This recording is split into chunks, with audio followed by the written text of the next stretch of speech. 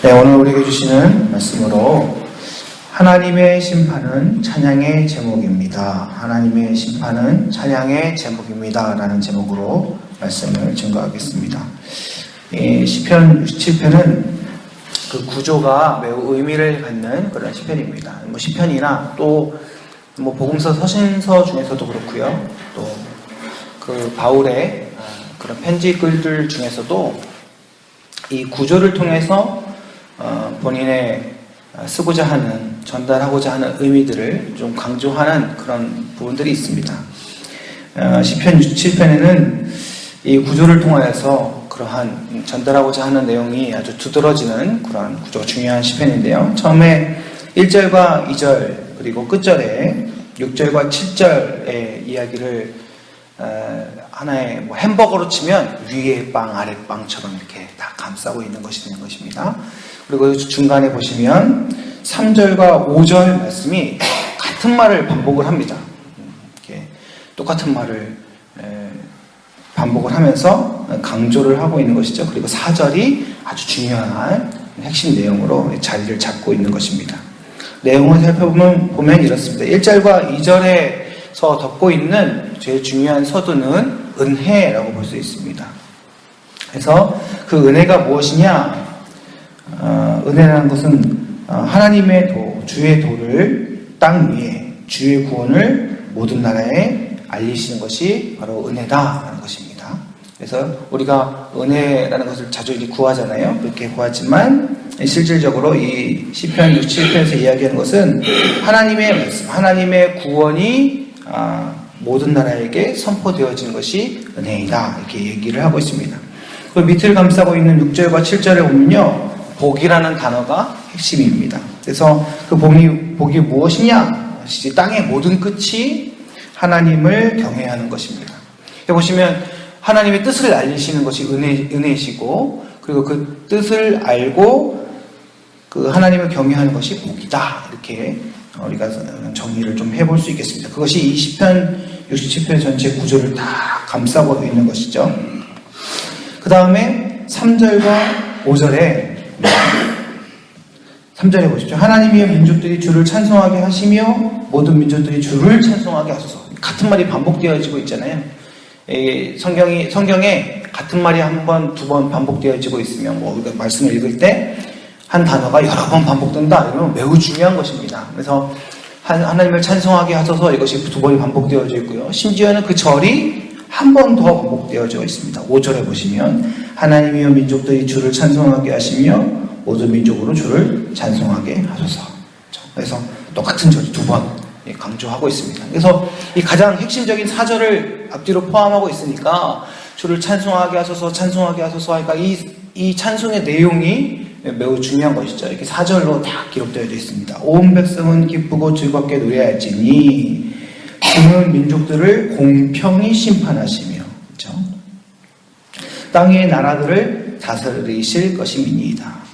보면 우리가 무엇을 받아서 그 대가로 하나님을 찬양하는 것이 아닙니다. 우리와 하나님과의 관계는 주거니 받거니 할 수 있는 그런 관계가 아니에요. 본질적으로 우리가 하나님을 찬송해야 되는 것은 그 하나님의 일하심, 하나님의 행하심, 하나님 그분 자체로 우리가 찬송할 수 있어야 되는데, 그 하나님이 하시는 일이 무엇이냐, 우리가 즐겁게 노래할 수 있는 것이 무엇이냐, 주가 심판하신다는 것입니다. 주께서 땅 위의 모든 나라들을 다스리신다라는 것입니다. 사람이 다스리는 세상, 그 사람이 다스린다 하는 것이 얼마나 큰 공평함을 드러낼 수 있겠습니까? 사람이 다스린다는 것이 얼마나 큰 완전함을 이룰 수 있겠습니까?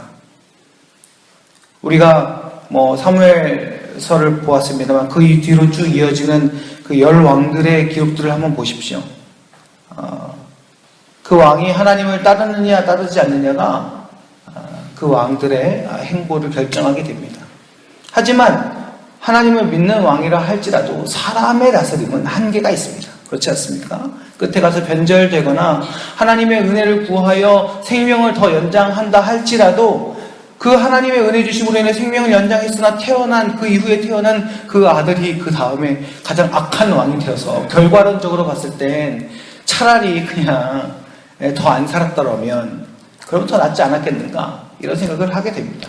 히스기야가 생명을 구하며 15년을 더 살았지만 그 이후에 태어난 므낫세는 가장 악한 왕이지 않았습니까? 그러니까 참 사람의 모든 것을 보았을 때는 그 다스림과 그 사람의 어떠함이 한계가 있는 것입니다. 그러나 하나님의 다스림은, 하나님의 심판은 누구도 태클을 걸 수 없을 만큼, 누구도 토를 달 수 없을 만큼 완전한 공의요, 완전한 심판이요, 완전한 다스림이신 줄 믿습니다. 여러분, 그 하나님의 공평하심, 그 다스리심은요, 가장 큰 은혜로 우리에게 다가오는 것입니다.